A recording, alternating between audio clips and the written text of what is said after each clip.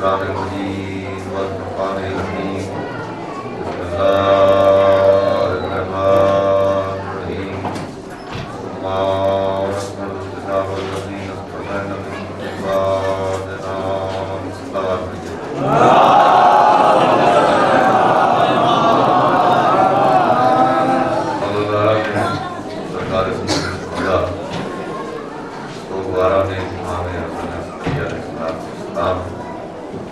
آپ کی خدمت میں قرآن مجید کی آیت کو تلاوت کیا ہے. ہمیں اعلان ہو رہا ہے کہ ہم نے اپنے بندوں میں سے کچھ بندوں کو منتخب کر لیا ہے، چن لیا ہے، تاکہ انہیں اپنی کتاب کا قرآن کا وارث بنائیں. اس آیت کریمہ میں یہ بات بالکل واضح ہے کہ قرآن نگاہ قدرت میں ورثہ ہے اور اللہ کے کچھ بندے ہیں جنہیں اللہ نے بندوں کے ذریعے چھپوایا نہیں ہے بلکہ خود چنا ہے، منتخب کیا ہے انہیں قرآن کا وارث بنانے کے لیے. جب قرآن ورثہ ہے تو شریعت کا قانون یہ ہے کہ آپ کسی کے گھر میں جائیں اور اگر بغیر اجازت کے آپ نماز پڑھیں تو مالک مکان کی اجازت کے بغیر نماز عبادت سے اندر وہ جائز نہیں ہو. آپ کسی کے گھر میں جائیں اور بغیر اجازت کے اس کے ظرف سے پانی لے کے وضو کریں، وضو تمہید نماز ہے مگر وہ وضو جائز نہیں مانا جائے.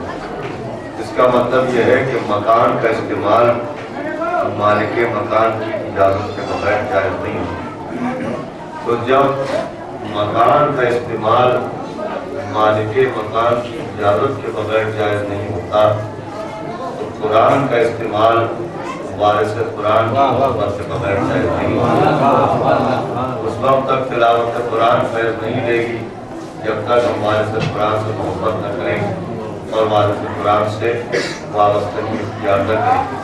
اب قرآن کا وارث کون ہے؟ کسی اللہ نے قرآن کا وارث بنایا ہے.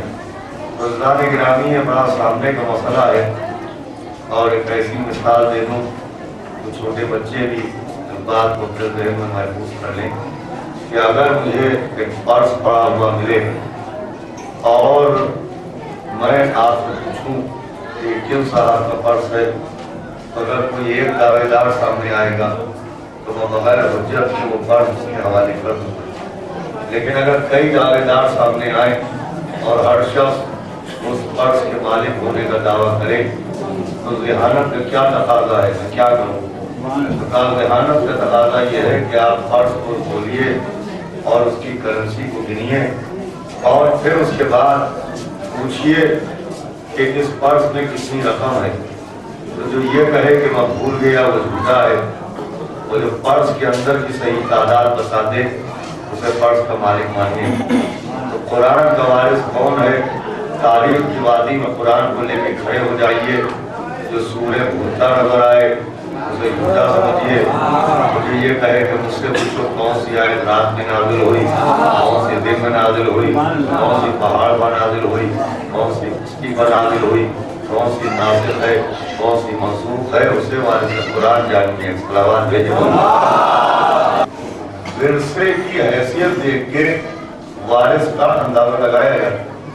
آپ سڑک پہ گزر رہے ہیں، آپ نے ٹوٹا پھوٹا مکان دیکھا تو آپ کے ذہن میں کیا تصور پیدا ہوتا ہے؟ اس مکان کا مالک کون ہوگا؟ ظاہر سی بات ہے شکستہ مکان دیکھ کے آپ کے ذہن میں یہی تصور آئے گا کہ اس مکان کا مالک کوئی غریب آدمی ہوگا، کوئی چھوٹا موٹا کام کرنے والا شخص ہوگا.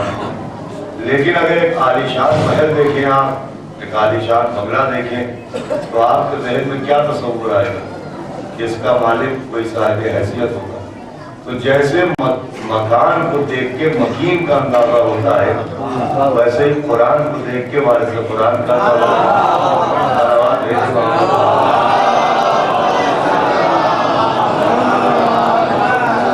قرآن کو دیکھتے جائیے وارث قرآن کا اندازہ لگتا جائے گا. قرآن کتاب علم ہے تو وارث عالم علم لدنی ہوگا. قرآن کتاب خطابت ہے تو وارث خطیب منبر علمی ہوگا. تو جو قرآن ہے اور جس اسٹیٹس اور جس رتبے کا قرآن نظر آئے اسی رتبے کا وارث قرآن نظر آئے گا۔ اور یہ عزیزان گرامی ایک ایسی حقیقت ہے کہ قرآن کے معاملے میں دیکھیے لوگوں نے یہ تو کہا کہ اہل بیت کے پاس دولت نہیں ہے، ان کے ساتھ مجمع زیادہ نہیں ہے، ان کے ساتھ لوگ زیادہ نہیں ہیں، لیکن جب علم قرآن کا معاملہ آیا تو یہ کوئی نہ کہہ پایا کہ ان کے پاس علم قرآن ہے۔ جب بھی قرآن کے مسئلوں کی بات آئی تو کہا یہ مسئلہ علی سے پوچھو، اس آیت کے بارے میں علی سے پوچھو، اس سورے کے بارے میں علی سے پوچھو، اس معاملے کے بارے میں علی سے پوچھو۔ بھئی جملہ عزیزان گرامی اگر دنیا چاہے تو کافی ہوگا سمجھنے کے لیے کہ یہ تو ہزار واقعے ملتے ہیں کہ جب بھی اصحاب کا وقت پڑا قرآن کے معاملے میں تو انہوں نے کہا علی سے پوچھو۔ کیا کسی کتاب میں کبھی ایسا بھی واقعہ نظر آیا کہ کبھی علی نے کہا ہو کہ چلو چل کے ان سے پوچھے؟ ارے علی تو علی خبر بھی کسی کے پاس پوچھنے نہیں جاتا، سالوات بھیجے وہ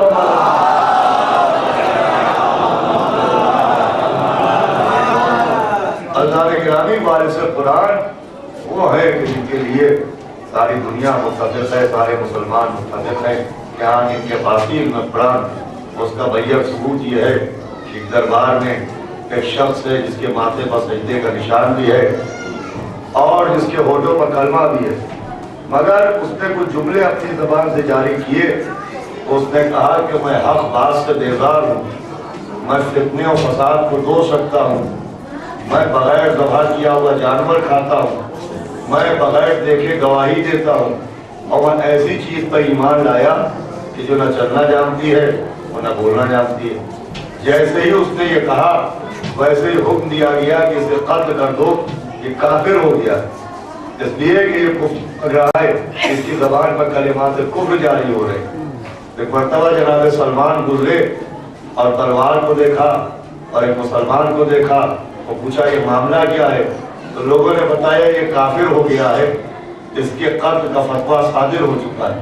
تو سلمان نے کہا کہ کفر و ایمان کا فیصلہ تب کرنا جب کل ایمان آ جائے، اور یہ کہے کہ مولا کائنات کو بلا کے لائے۔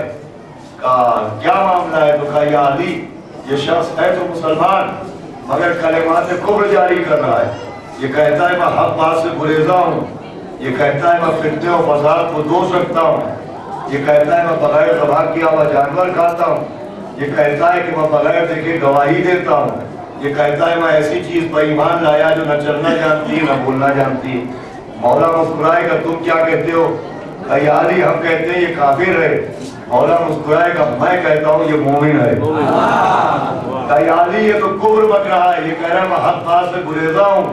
کہ تو نے قرآن نہیں پڑھا، قرآن کہہ رہا ہے الموت حق، موت حق ہے، کیا تم موت سے نہیں بھاگتے ہو؟ کہ یا علی یہ کہہ رہا ہے کہ میں فتنے و فساد کو دو سکتا ہوں، کہ قرآن کہہ رہا ہے انما اموالکم اولادکم فتنۃ، کہ تمہارا مال بھی فتنہ ہے، تمہاری اولاد بھی فتنہ ہے، تم اپنے مال کو بھی چاہتے ہو، تم اپنی اولاد کو بھی چاہتے ہو۔ کہ یا علی یہ کہتا ہے بغیر ذبح کیا ہوا جانور کھاتا ہوں، کہ تو نے مچھلی کو کب ذبح کیا ہے؟ کہ یا علی یہ کہتا ہے بغیر دیکھے گواہی دیتا ہوں، کہ اللہ کو تو نے کب دیکھا جو اشہد ان لا الہ الا اللہ ہے؟ کہ یہ کہتا ہے ایسی چیز پر ایمان لائے جو نہ چلنا جانتی ہے نہ بولنا جانتی ہے، کہ تو نے قرآن کو کب چلتے دیکھا